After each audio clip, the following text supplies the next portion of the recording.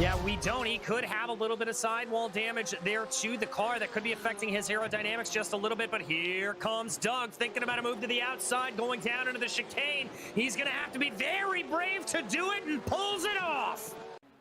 Oh, you can't get a whole lot closer than that. My goodness gracious. Let's take a look at this from the hood, because this is where Partridge needs to change his pants, and Kinchler probably does too after he saw what happened in his mirrors. But Partridge comes in too hot, clips that inside curve, gets unsettled, then he's on the brakes. We're going to go in slow-mo here to see how close it was, and it was very close. Yeah, the top three have been an incredible fight. Oh man. Gently does it, boys, as they make their way down. They bang wheels. Oh, Sebastian Tixier, he goes tumbling over. Trengarade going off the circuit. Goodness gracious. Looked like Jim Shedlick went off the track in sympathy there. This is the view that he has going through. He sees a couple lights in the distance, trying to get it rejoined. Oh, that's not good. Careful, boys. Careful. Too wide coming up, Eau Rouge. And the loser there is going to be Vaughn as Karthik Pai keeps his foot in it. Vaughn going to lose another position there to Mika Lino. And Lino going to go for a 2-for-1 as they come down the Camel Straight. He has got such massive overspeed. Look at that move from the number 5 machine.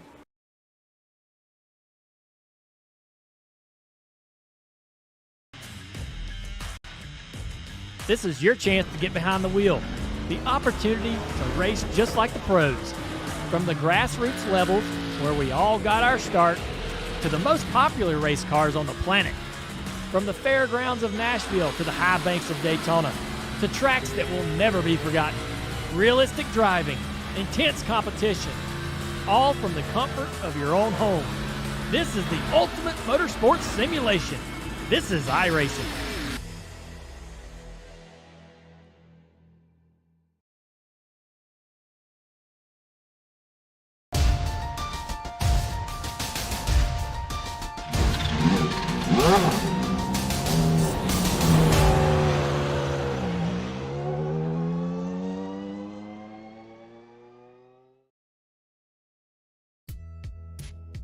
Shedlick's domination last season saw him win half of the races and only finish off the podium twice. But today marks a reset for everybody as we start anew. However, this first track offers a lot of unpredictability, especially in the format we'll be running today. Will France reward an unexpected winner? We'll find out soon as we get ready to watch round 1 of the Lotus 49 Grand Prix Legends Series, and you'll see it all live here on the Global Sim Racing channel. Hi, I'm Joe Peak, and with me in the booth is Christian Challoner. Behind the scenes is our director, Zach Johnson, and he's using cameras provided by Dougie Beard. Le Mans has plenty of action both in the real world and in the virtual world over the last few weeks.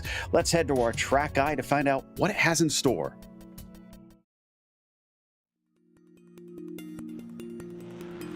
Welcome to Le Mans. When you talk about legendary circuits, this is a place that stands among the most famous in the world. Part permanent road course, part temporary street circuit, it traipses through the countryside just south of the city where it gets its namesake. Its size matches its reputation as well, clocking it at 8.5 miles, which equates to roughly 13.5 kilometers. However, when you take into account that it's split by only 33 turns, the frighteningly fast nature of this circuit becomes clear. Most of the corners have been added over the century of history it's experienced, but many have become renowned and respected. The 2 turns at the opposite ends of the massively long Mulsanne Straight play equally important roles. Tertre Rouge requires a great exit in order to not lose massive amounts of time, while Mulsanne Corner takes bravery and precision in order to brake as late as possible and keep opponents from passing you on the way in. There's also hair-raising moments like the tricky entry to Indianapolis, or the close walls along the bridge section in the Porsche curves. To win here, drivers will need a very low downforce setup, a good sense of strategy, and heaps of bravery. The 24 Hours of Le Mans is the crown jewel of endurance racing, which many drivers dream of someday winning and many fans flock to witness in person. Once you've driven the track here on iRacing, it's easy to see why.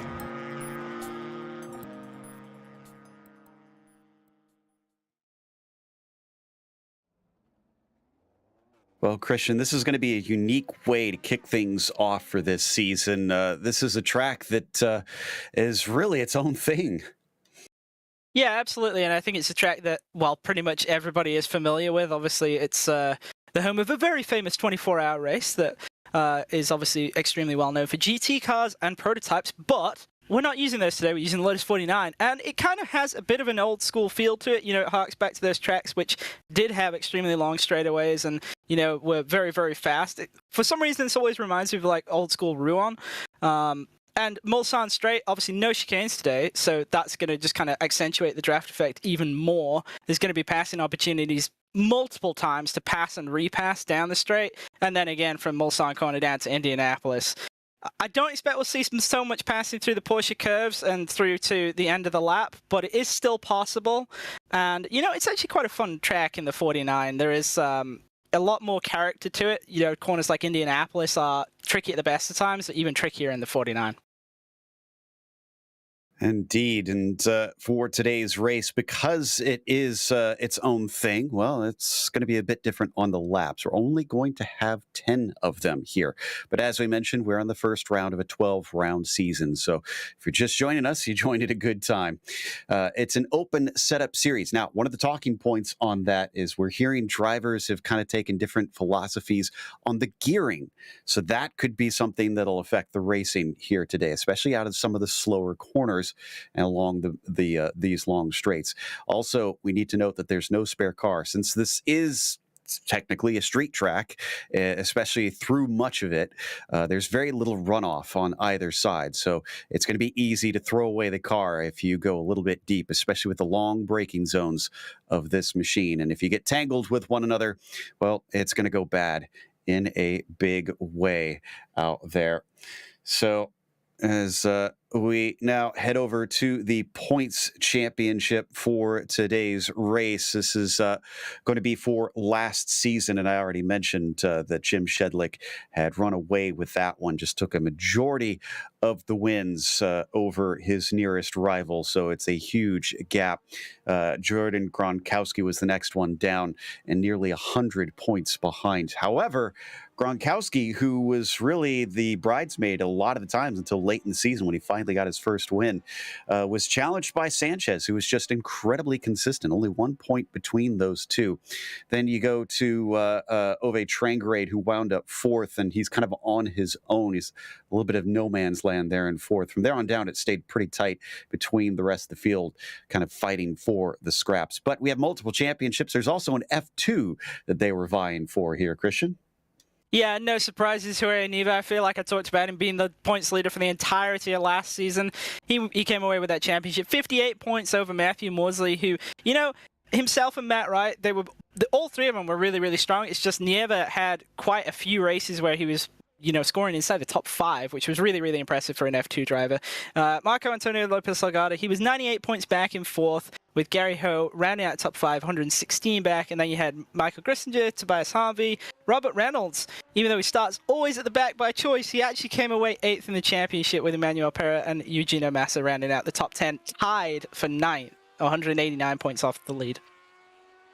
And for the Nations Cup, well, it was an old rivalry between the United States and the UK, but the US came out ahead on that one by about 60 points. So it was a little closer than the Drivers' Championship itself. Spain, the one with Sanchez trying to bring them into the fore, but Norway also only having, or mostly having Trangerade bringing them up the ranks, and Singapore probably a bit of surprise to some, but for us, obviously, we know that they have the French transplant over there and has been frequently helping them. Sebastian Tixier, Finland, also coming in 6th with Denmark trailing them, and then it gets a little bit far back down to the remaining races, remaining countries, rather, I should say, from there. And we're heading into the qualifying right now, which we've had at least one time for most people, but they only get these 2 laps, and they only have just enough time, I think, for those 2 laps. So some of the drivers who are a bit late might only have the 1 or none to their name.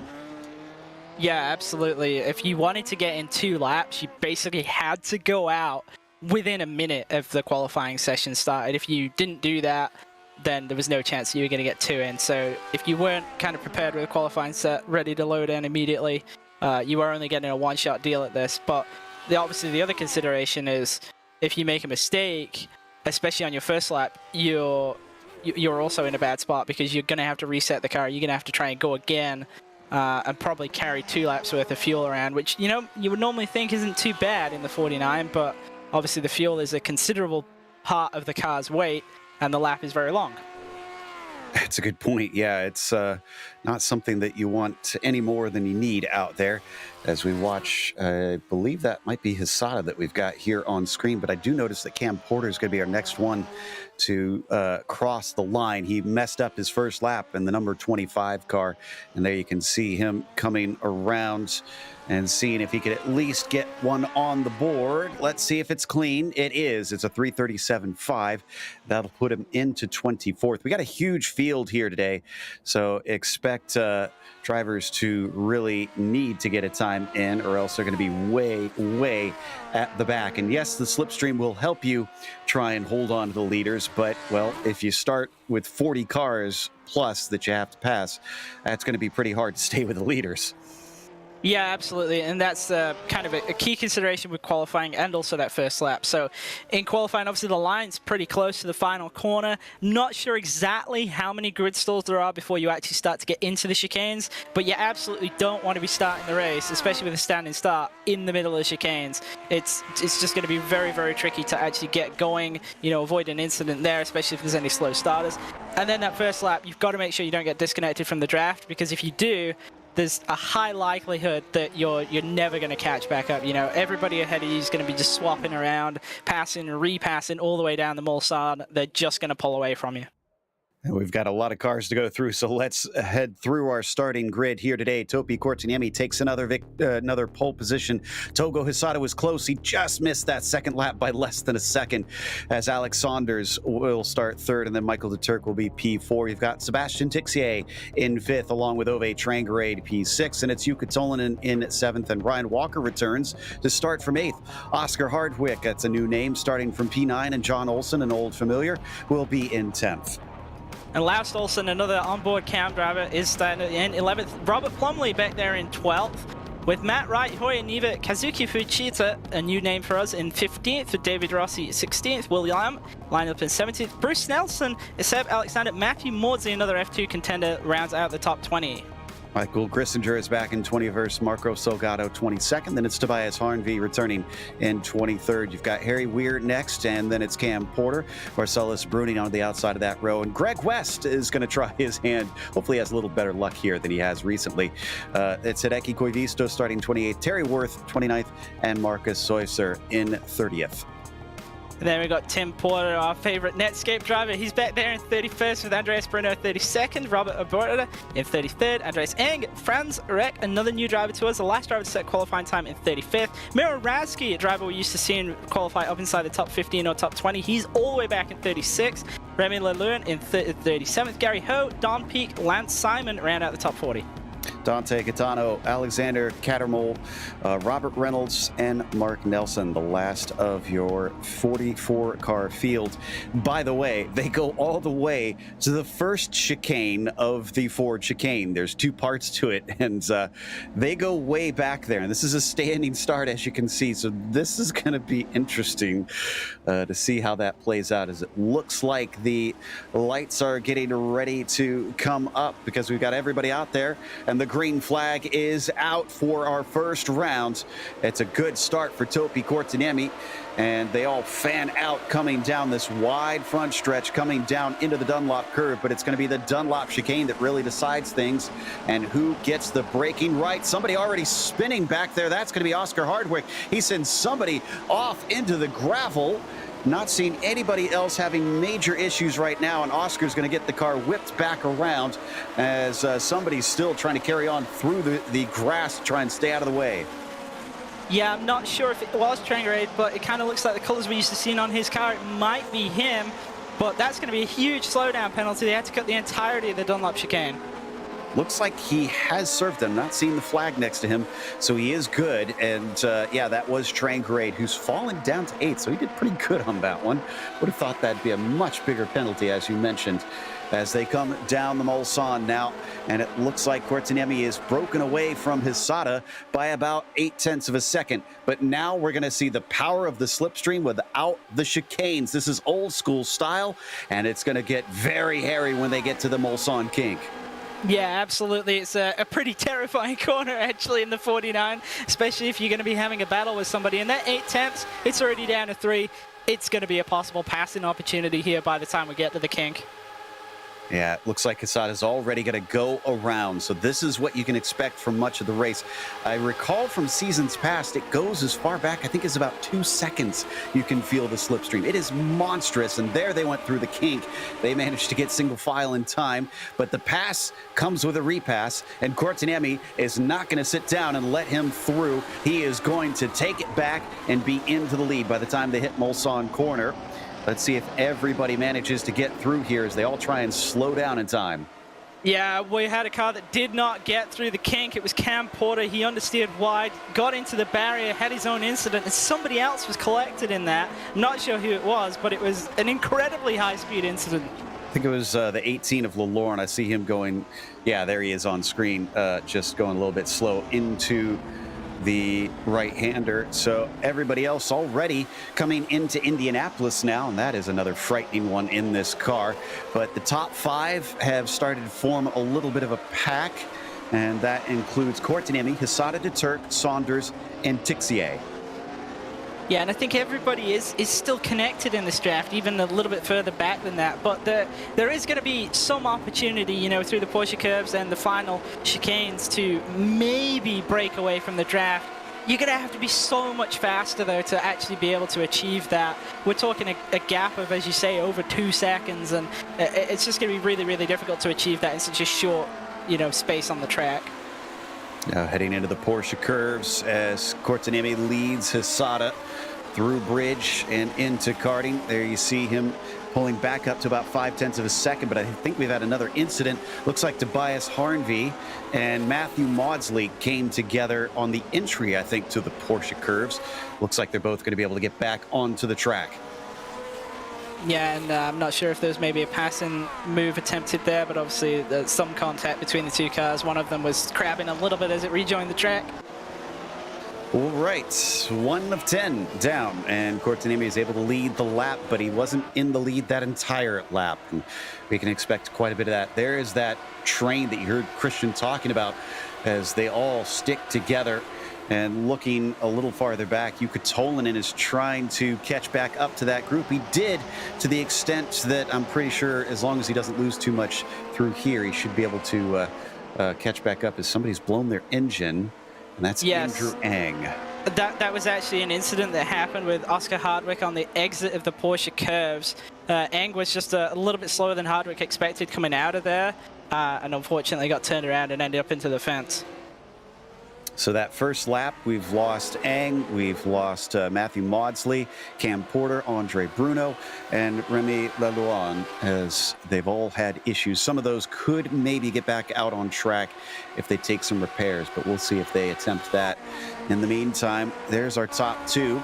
Very close together compared to Michael Deturk, who seems to have lost time. I'm not sure if he had some sort of slowdown penalty off of Tour de Rouge, but he is going to regain that back because he's already cut it back down by more than half a second, and they're approaching the kink. Let's stay on board with Quesada to really give you an idea of what it's like through this fearsome right-hander. Yeah, it is a very scary corner, you know. It just, I mean, look at the speed. It's over 200 miles an hour. He's actually going to go for the overtake into the kink because, of course, he is. Yep, and are they going to be side by side? Just about, but there you go. It didn't look that interesting there from onboard. I can tell you, the car gets very loose as Deturk has caught back up and down into the corner. Courtney does get it back. So that's twice now we've seen pass and then a repass. So not sure if that's going to be the MO or if they'll be able to get 3 in or maybe be able to keep it to 1. I don't know if there'll be 3. I think the big thing, though, is on that last lap is who leads off a Mulsanne corner, because we're going to get this right here. You see Quesada going to the outside. It's going to take a pretty brave move, I think, down into Indianapolis here to, you know, try and seal up the race victory on the last lap. Indeed, and of course they get one more try as well up to the Porsche curves coming out of Arnage here as they approach that very corner, and it's going to be Courtney who did get ahead of Quesada. They were side by side coming up to Indianapolis and decided to back out of it. And now you could say this train goes all the way back to 7th, it looks like, over Trangrade and Yucatolin, and managed to catch up. We see another switch back between them, or is this just not quite a long enough straight? Doesn't look like it is nearly long enough for them. They're all going to stay in order as they slow up into the Porsche curves. They truly do slow up the cars in these things. Yeah, and it's honestly, it's pretty jarring because in modern cars, you used to, you know, being really kind of almost ridiculously fast through the Porsche curves with just so much downforce and whatnot. But then actually a little bit slow on the straights. You know, the top speed is actually really not that high in a modern GT car. But then you consider something like the 49, it's the total opposite. It's incredibly quick down the straights, insane acceleration, but pretty much no corner speed. And you say no corner speed, but coming out of karting, I was checking it out. They were still over 100 miles an hour. It's just, I think compared to the GTs, it probably doesn't feel nearly as quick as Tixier took the fastest lap that time, coming down into Dunlop curve once again. Very much a curve in these cars now before they break into the chicane. No change amongst them. We had another incident, I think, at the back in the Ford chicane. Terry Worth seems to have had something happen. It looks like a solo car spin. Yeah, it looks like he's picked up damage though. The car is, you know, considerably crabbing as it comes to the pit entry. And I say a solo spin, but he spun and then two cars got collected. Marcus Soyser had some contact, I think, with Oscar Hardwick. Boy, Hardwick's been in the wars here today. He spun on the very first lap. Started this race in 9th. He's down to 25th. Yeah, and it's unfortunate because obviously qualifying pace for him was very, very strong, and it looked like he could contend and stay in the draft pack at the beginning, but it just all went wrong literally at the first corner for him. As we watch the 8 come out, and some more side-by-side coming down the Mulsanne as our drivers continue to have all kinds of fun here. Switching back to the inside, this is between Alex Saunders and Michael de Turk. So that gives Alex 3rd place, but will he have to give it right back? Meanwhile, Courtney trying to weave a little bit to keep Hisada from trying to get past him. Will that change as Hisada now gains in and is going to be able to slipstream by? I think Togo has started to figure out the deal and maybe held back a little bit before he really wanted to go by. Yeah, and you see Topi's trying to fight back a little bit, making Togo go through that cone on the outside there. He's actually going to just about complete the pass. He's checked himself up. Saunders now has a run on Topi, but I don't think he's going to be able to do anything with it. But I think what this all is in these early laps is just everybody trying to figure out what does and doesn't work. I don't think anyone's really concerned with leading the race right now. Everyone's just trying to understand when and how they can make passes, and then we're going to see it get, you know, pretty wild on that last lap. These cars are supposed to slide quite a bit, but not nearly as much as Courtney did into Mulsanne, as he almost collided with Hisada there. Thankfully, they gave each other enough room. We're taking a look at the 5 of John Olsen, who is with the 2nd pack, and this is going to be an interesting fight of its own. It really kind of becomes its own worlds as Fujita goes too wide and thankfully stays out of the wall, but he goes from the lead of the pack to the very back of it. Yeah, the saving thing for him there is obviously losing a lot of positions, but he will still be connected to that 2nd pack, so every position in that group is up for grabs. But we really do have kind of, you know, a lead pack now. Trangerade is the last driver connected, and he's in 7th, so I think we've got 7 cars that could conceivably win this race. Indeed, at least for now, but often we'll see that number dwindle as drivers make mistakes or get a little too aggressive and maybe connect with one another and take each other out. We'll see how far down it goes. If it'll only be 2 left, or will it come down to even 1? Or will we have multiple or all of these cars to try and vie for the win at the very end of this race? They're only completing lap 3 for now, so there is a ways to go in this event. And you can look at the gap from 7th to 8th, Trangrade to Olsen. That is pretty monstrous after only these 3 circuits. Yeah, and it was something that sort of stood out to me in the qualifying pace, that the field spread I know the lap's long, but the field spread was still very, very large. You think that Topi had the pole with a 30.559, and then you go back to what John Olsen ran, so our 8th place driver, he was a 333.3. I mean, even Ove Trengerade, 332.4, a 2-second gap to pole. That's pretty much unheard of in this series. Absolutely, and we watch them fly down into the Tertre Rouge, the exit that leads you onto the Mulsanne, and it seems like John Olsen is still holding his own, but again, the slipstream starts all over again.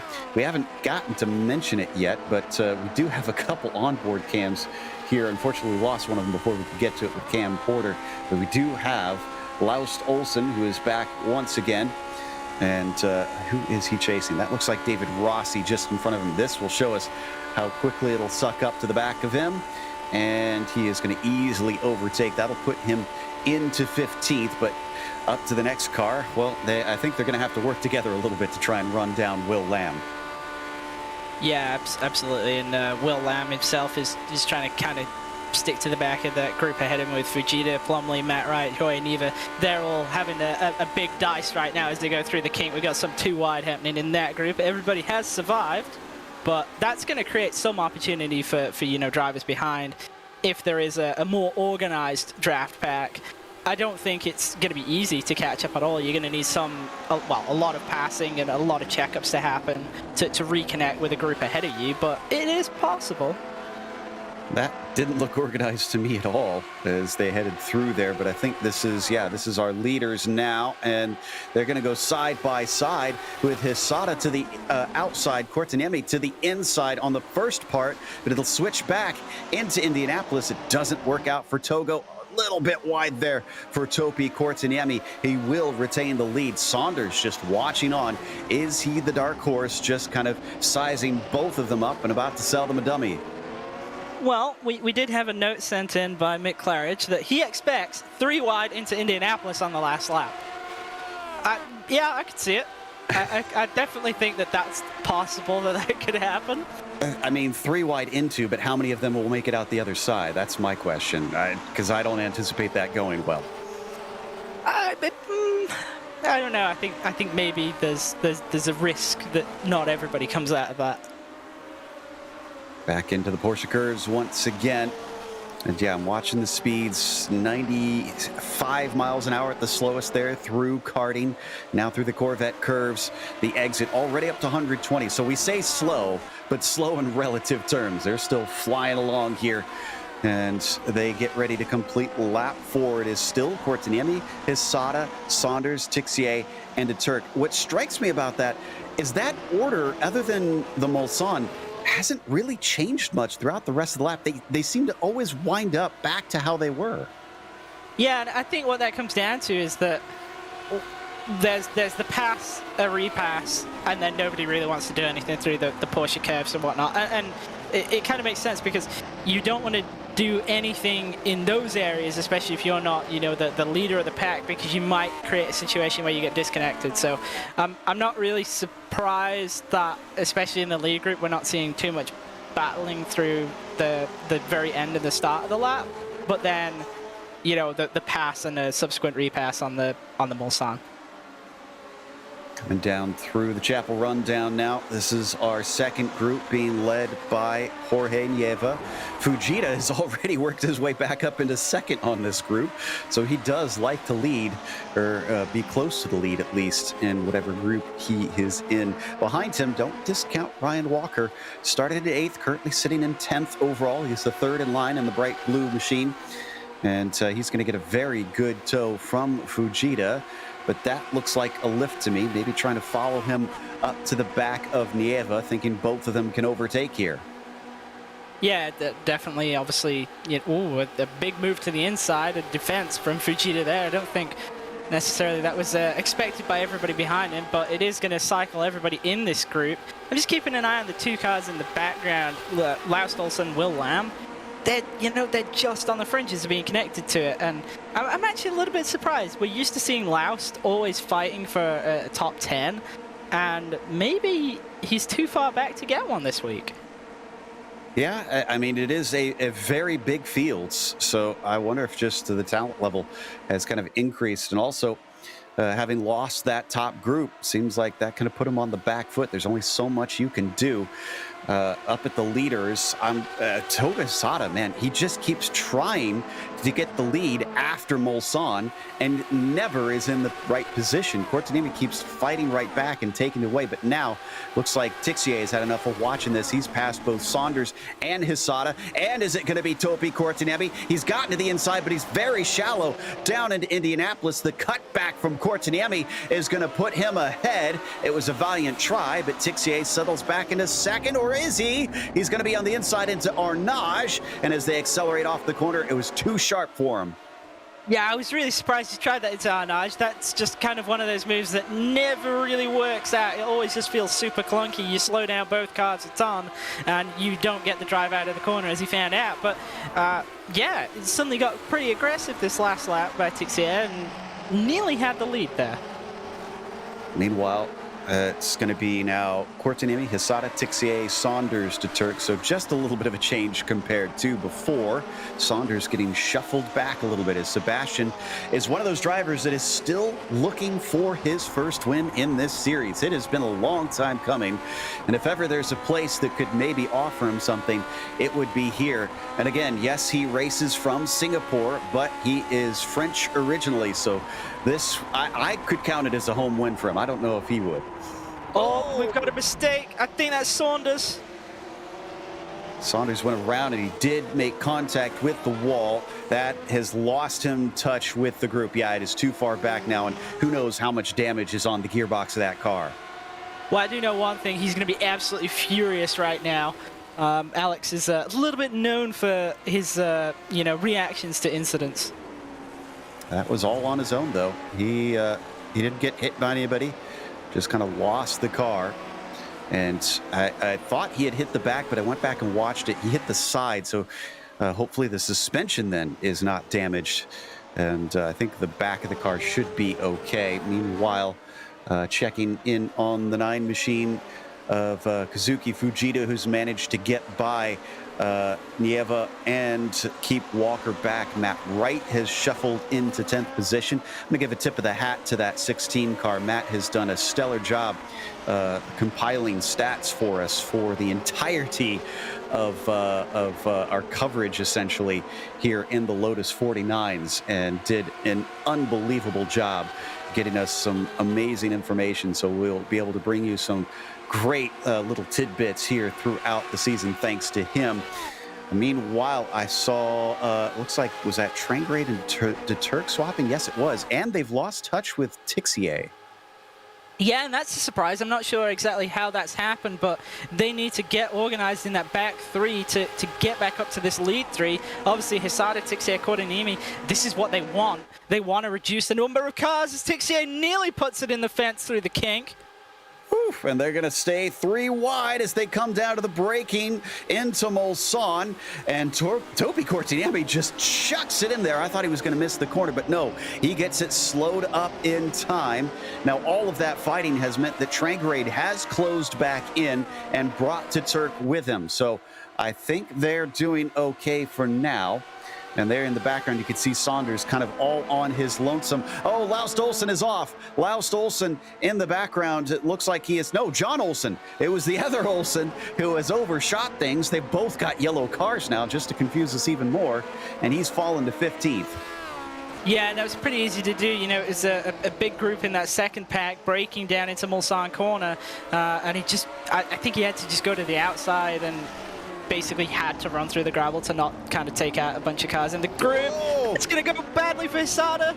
He just kind of checked up on the apex and got himself turned around. Somebody else is upside down there. Who is that? Oh, that was Tixier. That was Tixier. Hisada got turned around. He's lost touch with the group. Everybody else scattered, and looks like they managed to get away with it. Michael de Turk is now your leader, but he has not left Tolanen far enough behind. He's still in there. Topi Courtenay is, and Ove Trangrade. We said it was going to narrow down. We lost 1, and now we lost 2 more. So it's only 4 left in the lead group as we get ready to complete lap 6. Yeah, and the lead group's just totally really been turned upside down, quite literally in Tixier's case. Obviously, we lost Saunders at the end of the last lap. He's gained a little bit. He's now connected with Hisada, who got spun around.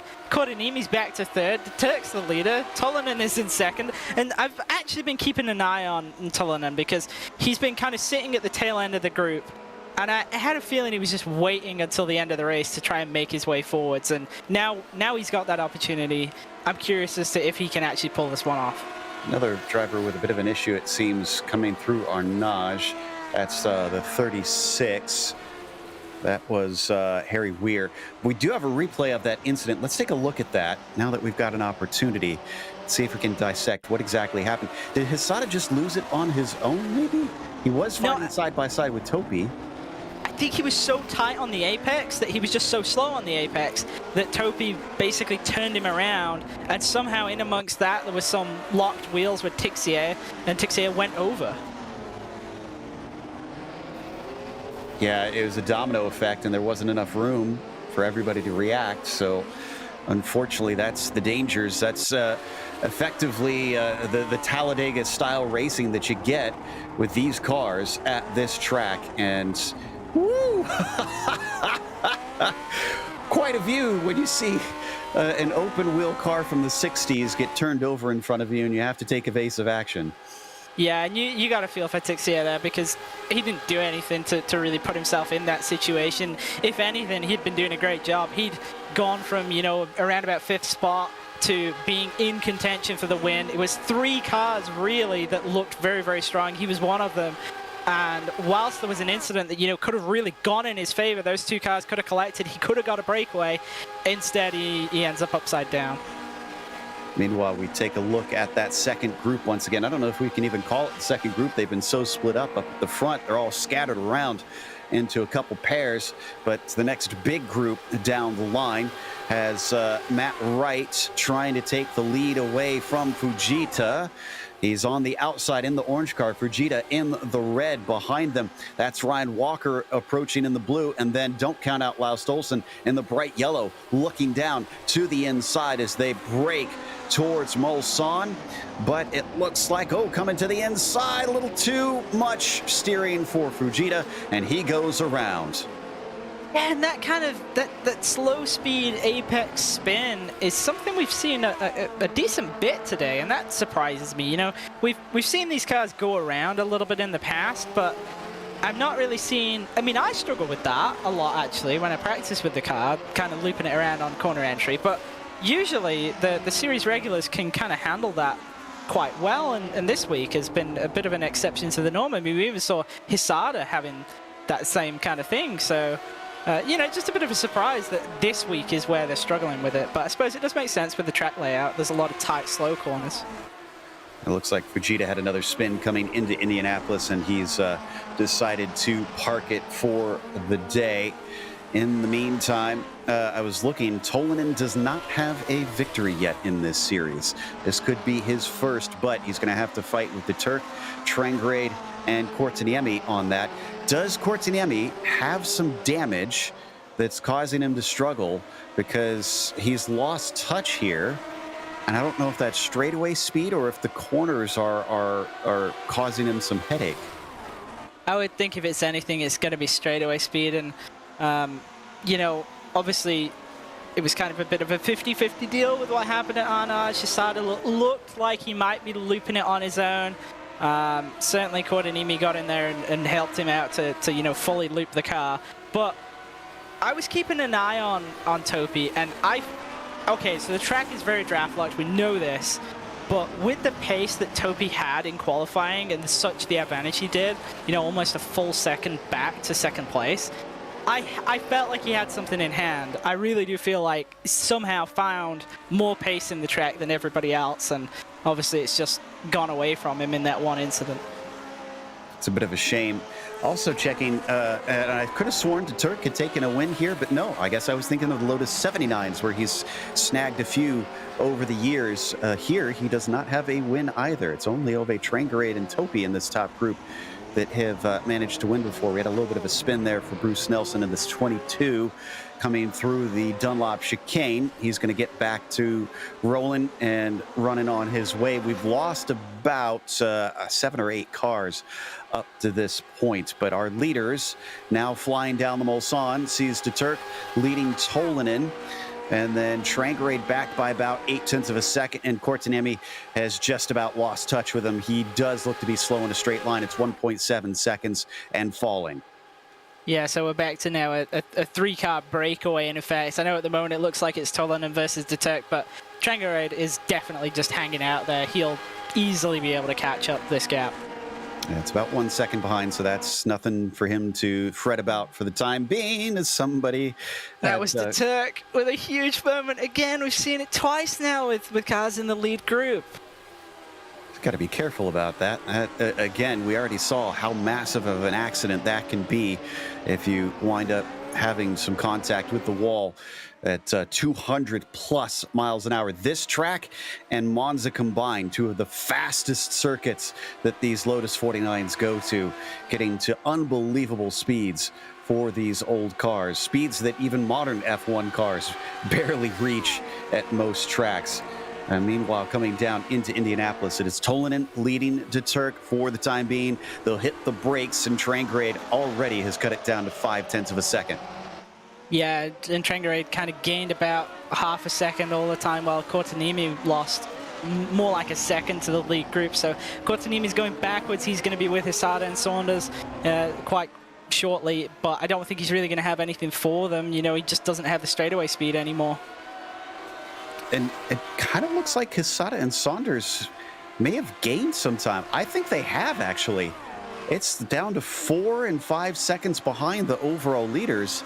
I wonder if we might get some new friends rejoining this top group, because, yeah, it's 3 to go, but 3 laps takes about 10 minutes, so there's plenty of time. Well, Togo did have a 3:31.8 in qualifying. De Turk's 3:32.3, so there's potentially half a second difference between them. They're going to have to get a bit closer. It's going to come down to how quickly they can clear Courtenay, and then if they can close that gap with a little bit of a fight ahead. You know, we need the top 3 to really start to bunch up into a braking zone to give Hisada and Saunders the opportunity to close up. That was Mark Nelson there, who is just ducking into pit lane. He's had an accident, so he's being lapped, and he's going to get some repairs. Down to 2 laps to go now. So 3 laps would have been close to 10 minutes. So we're thinking more 6 to 7 minutes now as they've crossed the line. So looks like Togo Hisada side by side with Courtenay. He definitely wants to get past him in a hurry, and he is going to get that done. But he's going to need Saunders to try and go by as well if he needs a friend to try and leapfrog and use the slipstream with to catch up to Trangrade, who is going to be the next one up the road. Yeah, and Courtenay obviously is, you know, trying to hold on to this position. I think it's a little bit pointless, if I'm completely honest. He's just going to get blown by and left on the straightaway here. I'm with you. I feel like he needs to maybe just tuck in and use the extra speed that he gets from that slipstream. And now he is going to fall in behind Togo Hisada, and the speed picks up for Topi Courtenay easily with him now. And Alex Saunders, is he going to try and jump his way past both of them as the trio of damaged cars all... Nope, they're going to fan out, but nobody really trying anything. And Topi was actually on the radio. I wonder if he was telling him that he just wants to sit behind. In the meantime, Tolinen and De Turk are side by side as well on screen here. Yeah, and a little bit further back than that, we had a 3 wide going on. Matt Wright, Hoya Neva, and I think Ryan Walker. It's filtered back down to 2 wide now, but for a moment it was 3. It looks like there's moves coming again before the kink here. And it looks like they're coming into the Mulsanne corner. De Turk and Tolinen. De Turk comes out the victor on that one as we watch these guys come down into that same turn here in just a moment. Lau Solson trying to catch up to the pair of Nieva and Walker. Walker has the inside, but we've seen that's not always the place to be on this tight right-hander. Nieva trying to get the launch, and he's got it. Yeah, I don't think this is over, though. We've still got the big run down to Indianapolis here, and we have seen it is possible to make passes further back in the group, still side by side at the tail end. Indeed, these guys certainly look like they are still feisty here compared to some of the leaders who've calmed down a little bit in comparison. And into the braking, they try to go at least vaguely single file into there, and it's going to be Walker who leads this group in 7th place. Taking a look at the on-board cam with Laus Dolson here. Go ahead. Well, I was just going to say, I expect them to say single file now, pretty much the end of the lap. And, you know, I talked about how Laus is probably a little bit too far back to get his, you know, the top 10 watch that I'm so used to with Laus. But like some incidents ahead and getting himself back in the second group, I think it's on. I think there's maybe a top 10 here again today. Yeah, I was going to say, I mean, we know that last lap craziness is going to happen, so I can't imagine all 10 of those drivers in front of him are going to be able to get through clean, but I'll be pleasantly surprised if they do as we watch them flow through the back and forth of the Porsche curves. And up at the front, the white flag is now waving for De Turk, who leads them across the line. Tolan in second, Trangrade's third. Hisada's back by 3.1 seconds. What was that last lap? 33.7 for him. A Trangrade, a 33.1. That's a little slower still. He's going to need an unbelievable run through the Chapel Rundown, is Togo, to catch them, to get it close enough to just get the slipstream.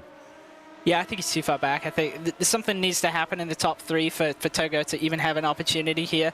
I'm surprised Saunders hasn't cleared Kortanimi yet. I wonder if that draft that Kortanimi's getting from Hisada is really what's keeping him ahead there. But really, the focus is on what happens now with these 3 at the front and how crazy the moves get and who's going to be... I mean, I think the move's happening into Indianapolis for the race win.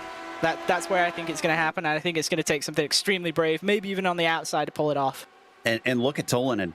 I think he intentionally held back a little bit there. He fell back to about 6 tenths behind and is just trying to set himself up. But he's got Trangrade kind of watching, and Trangrade also looks like he's not using the slipstream to its full effect. Now he's starting to pull in. Now he's using it. He's going to try and get them both here, because he's got huge momentum, and no, that is a lift. I'm not sure if that's because he wasn't clear or if he just felt like he wanted to wait until a little bit later. Tolanen going for the move, but he picks the outside, and again, we've seen that seems to get you a better bit of momentum coming off of Mulsanne. Successfully through the kink. They all stay safe, thank goodness, and now they approach the braking. Who's going to be able to have the advantage coming out of a Mulsanne corner, but then who will hold it into Indianapolis? Yeah, and I really think that's going to come down to if this outside works for Tolanen. He's a bit wide. He's still going to be just about there. Didn't get the greatest of exits. So no slipstream for both of them. It's going to be a drag race instead, and now Trangrade, does he dare make it 3 wide? Will we get the predictions coming through? No, he's boxed in. He's got no place to go. Does he wait and hope that they take each other out, or does he try and force the issue? He lifts. He is going to wait and see what happens between them as they go side by side into Indianapolis, and they are going to make a little bit of contact as they come through the corner, but they get away with it. Tolanen with a bit of a better run, but they're going to continue the wheel-to-wheel running through Arnaud. Who gets the better exit out of here? This could decide it. It's going to be the Turk who gets a bit better grip, and he's got the lead. But I think Trangrade is the one who actually got the best exit out of there. He just hasn't been able to do anything with it right now. You see Tolanen going to the outside of the entry of the Porsche curves. I don't see how that's going to work, but let's see. Better braking for De Turk, and he's got the lead back, almost coming together behind them. Trangrade wants to try and overtake. Tolanen is having to fend him off, and Trangrade's got the spot, but this has flown easily into the hands of the number 4, Michael De Turk, and Trangrade might be able to grab second. It depends how aggressive Tolanen is into the Ford chicane. They are definitely not close enough to Michael unless he makes a major mistake into there out of Maison Blanche. He is a full 8 tenths of a second ahead of the pair of them, and it looks like Trangrade breaks a little bit too early as Tolanen gets by, but it is Michael De Turk who we believe is taking his first ever win in the Lotus 49s here at Le Mans. And I think Trengaray was too wide at the exit of the Porsche curves. I think he got to slow down. I think that's why he had to give it up to Tolan. And Pole sitter Cortinami only 5th here today. Hisada on the front row, 6 behind him. That is disappointing for the pair of them who had so much promise and unfortunately had a little bit of contact.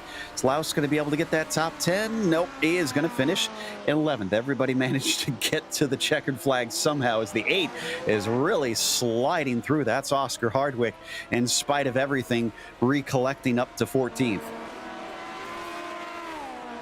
yeah, pretty good recovery by Hardwick there. Obviously had a couple of incidents, lost out a lot on the start.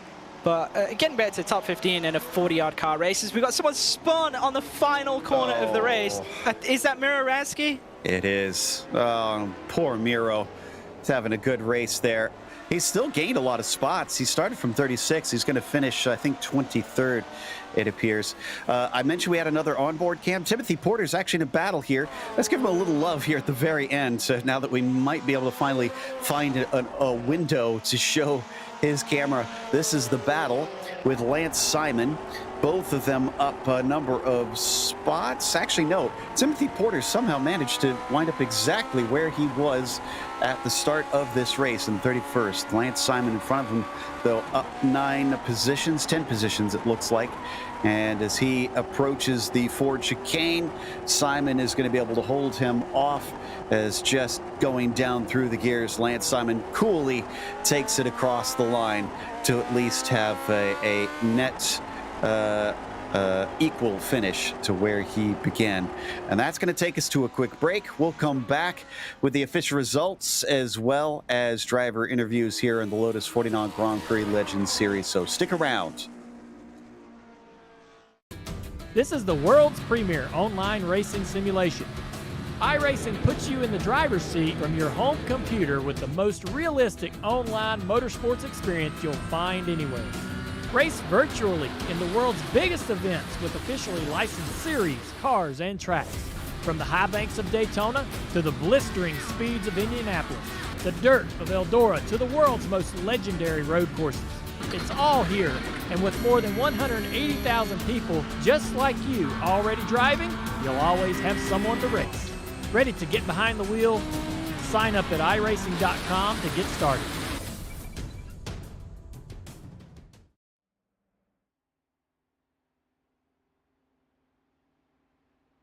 Welcome back here to the Circuit de 24 de Mans, and up at the top of it, Michael de Turk takes the win from 4th on the grid. He outplayed everybody else and survived everybody else, as well as many of them seemed to just have trouble staying out of trouble.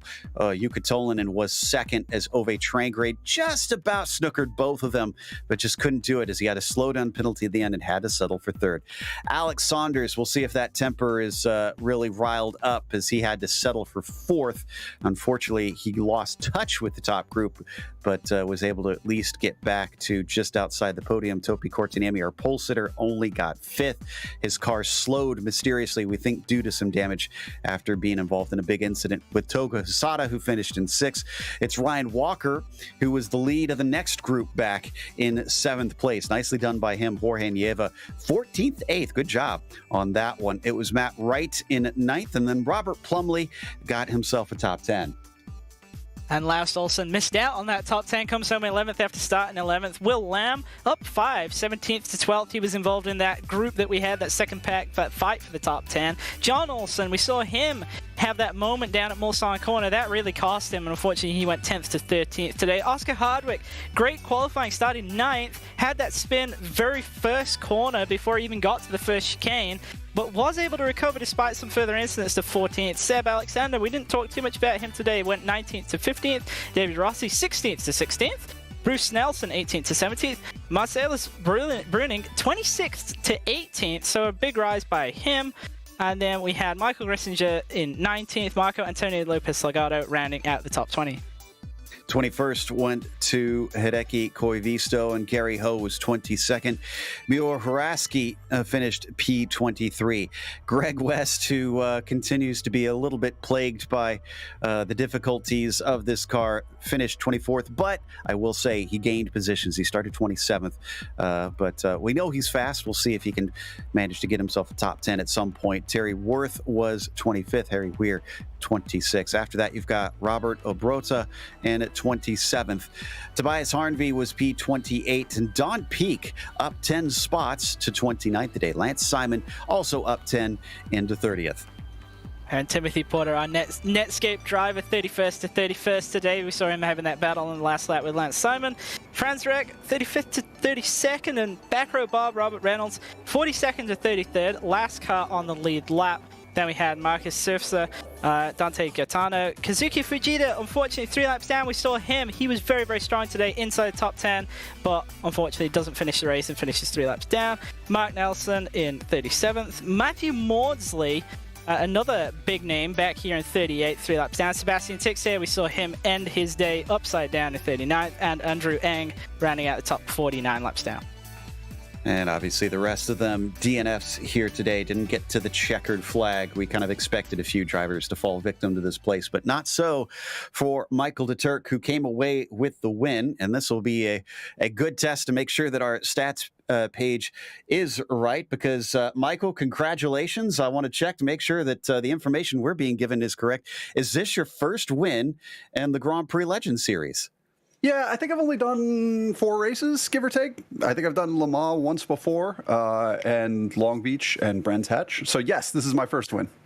Well, hopping back in time a little bit, you've had victories in the 79s, but now into the 49s. I mean, how much have those skills translated over to here to help you today, or is this just this was erase the slate and start all over again for you? They're like so ridiculously disconnected.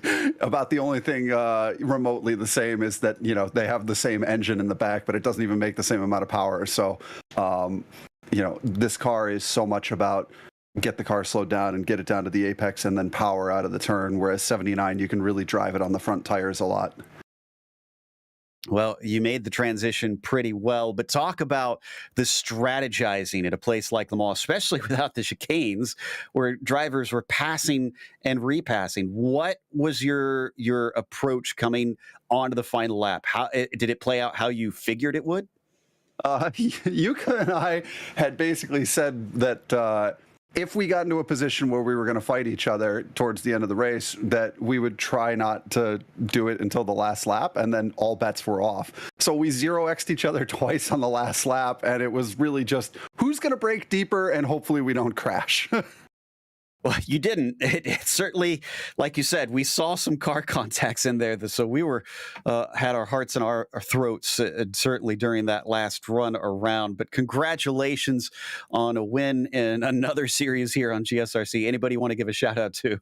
Thank you. Yuka for a great race. That was his second Lotus 49 race. He did one a couple days ago, but his first broadcast. I was screaming into the mic as he came in second because I saw him and Ove going at it hard, and I look forward to watching you guys call that later when I rewatch. I used Topi's set, so big thanks to him. Not his exact set, because clearly I was too slow in a straight line, but I used his as a base. Wish I had a longer fifth, but big thanks to him and you guys for the great broadcast as always. That was Michael DeTurk, your winner here today. And speaking of Tolan and having quite a battle at the end, Christian's going to be able to talk to him about that. Yuka, we saw you kind of hanging out towards the back end of the top group for a majority of the race, and then as soon as we had that incident that kind of put paid to, you know, Saunders, Hisada, and Tixier, you moved yourself to the 4, and then you were contender from that point onwards. We just heard a little bit from Michael about how you kind of had a bit of a game plan, but it's also your only second race in the 49. What do you think? Will you be back in the future? We're mid-Ohio next week. Are we going to see you for the rest of the season? Well, I guess not next week. At least I will be taking a little vacation from sim racing in general. But yeah, I really enjoyed this car and this race. It was just amazing, and I could have not believed before the race what is the outcome. So yeah, that was just huge. But yeah, definitely at some point when there's like tracks I like, I will be driving this Lotus as well. So yeah. Well, that's great to hear. We're always glad to have newcomers to the 49 series, and obviously 44 cars out here today, so a pretty big race. Obviously a well-known track and whatnot, but kind of how do you transition into the 49? Obviously, it's very different from other cars. What are the main aspects that you have to change versus other cars that you're used to driving? Everything. Yeah, I mean, I bought the car like on Monday, I believe. So I just started from, well, not zero, but it's so different than a 79. The braking points are like twice as far away from the corner as in Lotus 79, and you are just balancing between understeer and oversteer all the time. And I was literally asking questions like, how should I really handle this early in the week? So yeah, I'm really a newbie with in this car. So yeah, and also it's like very soft. The springs are so soft that it feels like a bolt. And yeah, it's very different. I just tried to reprogram myself and forget everything. Well, you certainly look like you got a handle on it pretty quickly. I mean, you were in contention for the race win at the end, which is pretty unheard of for newcomers, I would say, in the 49. So I'm definitely keen to see you out there for future races in the season. You've obviously said that you won't be back for Mid-Ohio after taking a little break, but we definitely look forward to seeing you come back to the 49. And before we let you go, is there anybody that you want to give a shout out to? Well, of course, Michael, as he was giving me advice, and yeah, L79 guys, I guess, even if it's completely different to drive, but it really makes you a better driver anyway. So yeah, and of course you for the broadcast. So yeah, I guess that's it. Thanks. Oh, thank you for coming and chatting with us. Congratulations on the second place. Thanks. That was Jukka Tolinen who finished second. And we've got Topi Korteniemi, pole sitter, but wound up in fifth here today. So probably a bit of disappointment, I'm sure. But Topi, it seemed like some of it was a bit out of your hands. After that incident with Hisada coming through Arnage, the car looked slower. It looked like he had trouble keeping up. What exactly happened? Do you know what happened to the car? I don't know. I think we got a slow exit out of Arnage. I haven't seen the replay yet, by the way. And somebody hit me from behind. I don't know who, but I think after that the wheel was pointing to the left. I lost some top speed, and every time I touched the brakes, the car wanted to turn to right. But it was drivable. It was drivable. Wow, that is a lot of stuff to deal with. And yeah, if somebody hit you from behind, I got to think maybe a little bit of engine damage potentially on that. I mean, what are your feelings on this one? Does it feel like the one that got away? Because you were definitely holding on to that lead with an iron grip.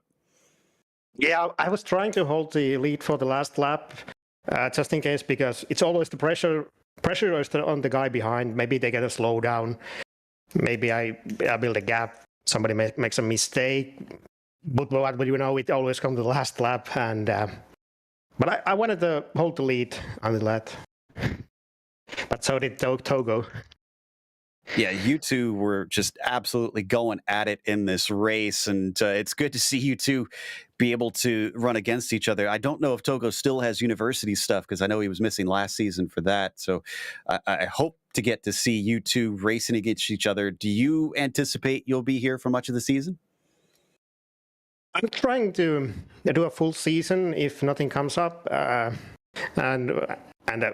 even if Mick comes up, I think he is coming for Barber or Long Beach. I'm going to race at least then.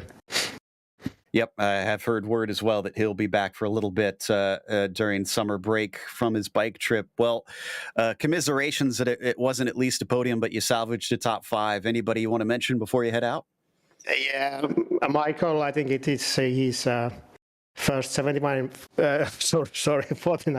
broadcast win, and Mick and you guys, of course.